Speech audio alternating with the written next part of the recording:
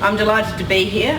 When Phil asked me to talk about the social side, I wasn't sure if I was the kind of party program. What I want to talk to you about is...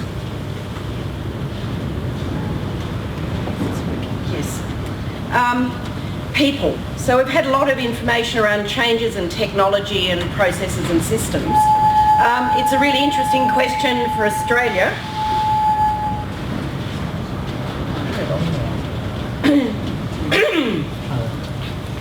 About what do we think mining looks like at the moment. There's a lot of talk about Australia being in a post-mining era, the end of the boom. We've heard a lot about a digitally enabled society, changing demographics, certainly changing expectations. And for an industry like ours that's often been seen as a bit command and control, particularly when you get to site, having connections that are really much more horizontal than vertical really changes the way that workplaces operate. And I can remember a particularly grumpy general manager at one point who said to me, fly in, fly out. Might be your view of FIFO, but mine is fit in or... That's right. Off. And I mean, in many ways, that was actually how mine sites are seen. And yet, I think that the use of technology, the kind of constant flow of data off-site, the fact that you've got a distributed workforce, makes a mine site no longer a bubble that sits out there with this kind of command structure. And we've heard a lot already about the very different, not only skill sets people need, but ways of thinking of their jobs and ways of thinking of their process, of their position within the process. It's a globalised professional industry and it's cyclical. So, and a number of companies, I don't think they say it so much more, that we're wanting to talk about, you know, our people are our most important asset, but we might fire you next month. Our people are our most important asset, you all need to do STEM subjects, but we can't guarantee you've got a job. And I think for you were saying that engineering intake is down to zero, mining engineering, down to zero locally. At a time where it's not that there isn't mining happening, there's significant mining. Against this very globalised, highly professionalised industry, we also see companies consistently dealing with this problem around community engagement and social licence. And in that process, making very big statements about local jobs, local benefits. You might have local impact, but you will get local benefit. Wanting to deliver on diversity, whether it's kind of for Indigenous peoples, for women, for cultural diversity. And there's a real tension between the way our industry operates and the promise we make to actually get on land. And you know, the other thing about our industry is, unlike just about any other, we can't take the ore body somewhere nicer. You know, we can't take it somewhere more friendly. We actually have to deal with it in situ. And that actually creates a particular dynamic for the mining industry. It's interesting that the Chamber of Mines and Energy in WA, their workforce report, talked about, you know, it declining, but still being around double the levels in 2004. So it's easy to actually look at the change from the boom, but in fact we still have had significant growth. Even in 2004 there were issues around the right skilled people in the right place. Unfortunately, I'm not sure that the industry's made huge gains in really having a strategic approach to this. It's that problem of in the middle of a boom, you're all too busy, it's too hard to have a sensible conversation. When the boom turns down, there's no money, there's no energy, people are scrambling and no one wants to have the conversation. I mean, it's, I think, why RESA continues to be supported by the state government as being an important part of this conversation. Labour productivity is going to increase, but it will probably plateau. Women will increase by 1.5%, and I'll come back to that. Slight increase in Aboriginal people, construction moving through to operations, and in fact the very big message that I often give is, particularly to government, is there's often this huge focus on the development point and the amount of money in construction. But for many parts of the supply chain in mining, it's the operational phase, the maintenance phase, the ongoing operation that actually will provide the most opportunity. I wanted to talk about women because that's been quite a focus. I mean, I chaired a thing called the Women in Mining Dialogue for the MCA in 2007, where, much to my surprise, an industry that wasn't known for being a particularly kind of sensitive new age people had an absolute focus on women. It was a time when anybody standing upright and breathing was kind of semi-qualified for a mining job. So it really was looking at a broader approach. A whole lot of recommendations came out of that around systems, around culture, around different ways to improve it. At that stage, I think I remember giving talks in 2009 and 2010, women being around 18% of the workforce of mining. This has had a follow-up report. The fact is it's actually now 15%, and I kind of say it's 14.7 I think in the last report I saw. So it's actually gone back a bit. But the reality is on mine sites, in spite of mine sites like Ernest Henry, Boddington's had a fantastic record in terms of engagement and flexible work practices. There's a very, very small percentage represented in what I'd see as technical mine site jobs. What most GMs would say was the real stuff about digging dirt and processing. I only put that up to actually kind of, you can't read it, but construction is the only one that has a lower percentage of women than mining, so there's a way to go. The strategies for success around engaging opportunities for women, recognising differences, policies and practices, understanding the cost of the loss of skills and providing visible leadership are all incredibly well known but incredibly hard to implement. And when you look at a supply chain with the sort of numbers Paul Goyek was talking about of small to medium enterprises in South Australia, all of these things become much harder to get your head round when your workforce is small and you're consumed with working out your next kind of pipeline. On the other hand, everything we've heard today says that you actually can't expect to deal with the future by doing the same thing as you've done in the past. So it is around new thinking, fresh ideas, increased productivity. It is going to be a competitive labour market because with an ageing population and populations that are increasingly urbanised, Australia has the most urbanised footprint of any country in the whole world. So the vast proportion of Australian population lives on a tiny percentage of our geographic footprint. So not only to be able to attract and to retain people in an industry that doesn't have a great reputation, is still seen as kind of, burdened by legacy issues and not, well, I actually used to think it was legacy until the Brazilian tailings disaster, and you'd have to go to the biggest mining companies in the world. It's actually really difficult to say we didn't see it coming, we hadn't engineered it out, we didn't have solutions. These things have a much, much bigger shadow than they used to pre-internet days. I mean, it used to be that people on mine sites knew things and were fixing it up before head office knew. Often the NGO sector know before head office does. An all-inclusive workforce actually works for all groups and deals with some of these questions of innovation. I wanted to touch briefly on this question of kind of command and control because I had an interesting 5-year experience sitting on a reference group to Angus Houston when he was Chief of the Defence Force, and he pulled together a small group of us in kind of non-traditional industries.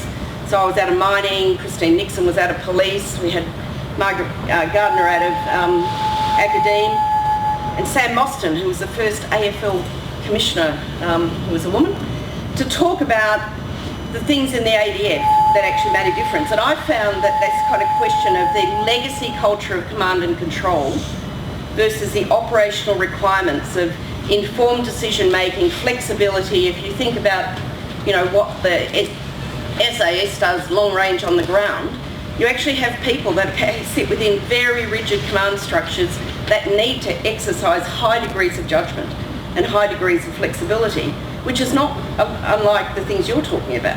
Taking people from follow the rule book, everyone's got an SOP for everything, to look at the data and make judgments. They came out with fantastic action plans that had a whole range of priority areas, but like most areas, the systems and processes were not the biggest challenge. The really biggest challenge was about culture. And that's true within the mining industry as well. So whether it's around local employment, whether it's around diversity, women, Indigenous, the hardest things is actually to work out how you actually get management to take on the behavioural change that's needed.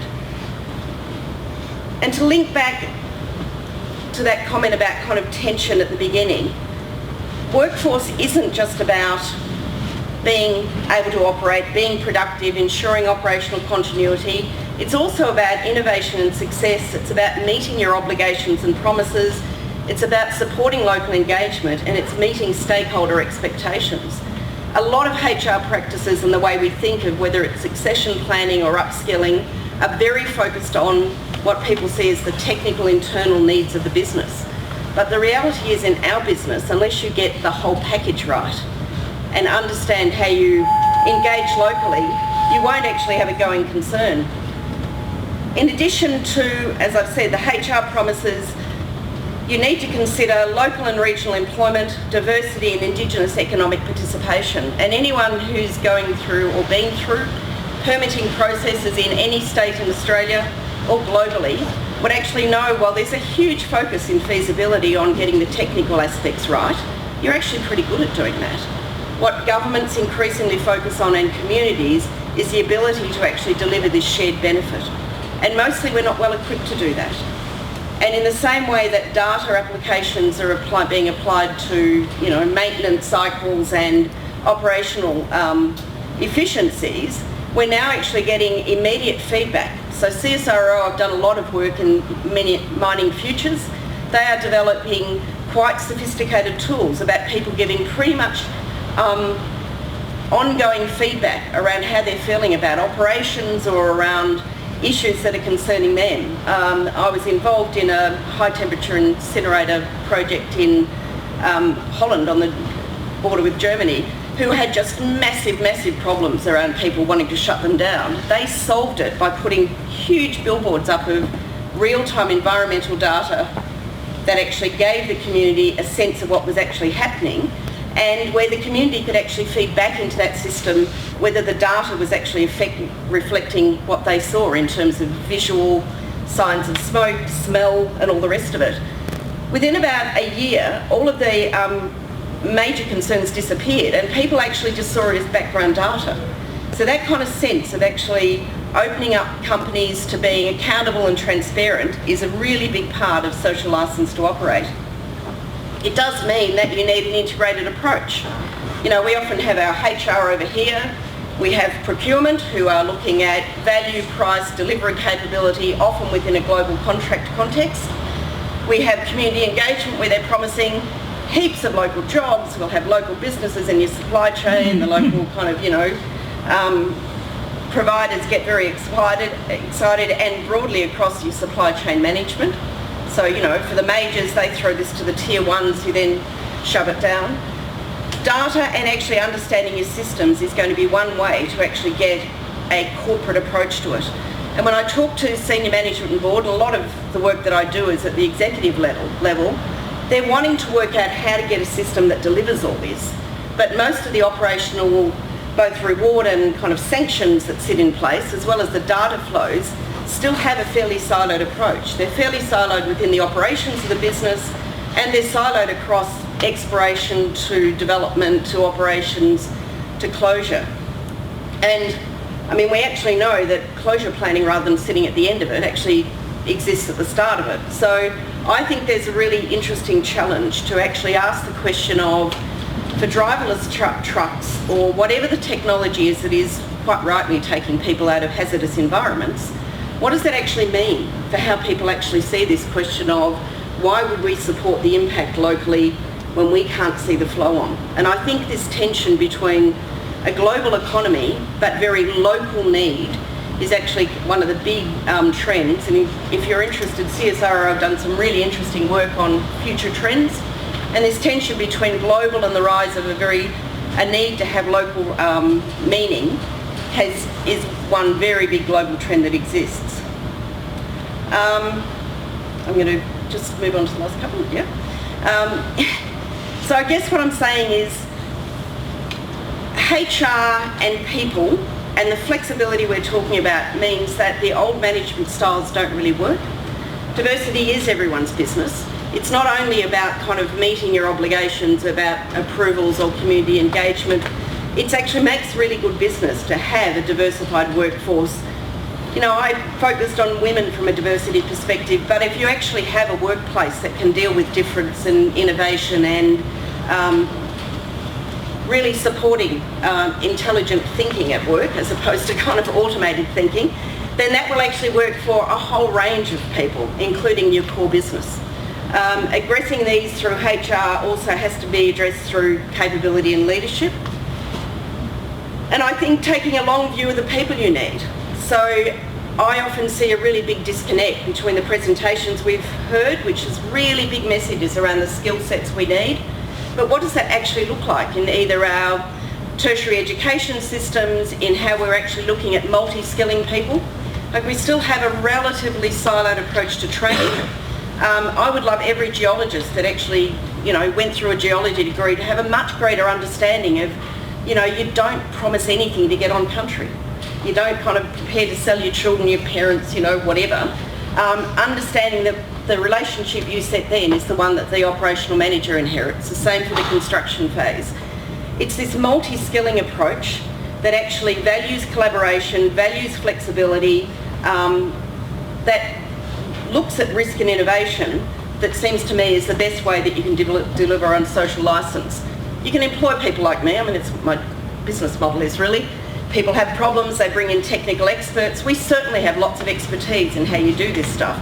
But the reality is your workforce is the single biggest way to actually successfully have community engagement. And I think that's the end of it. That's my social side. There you go.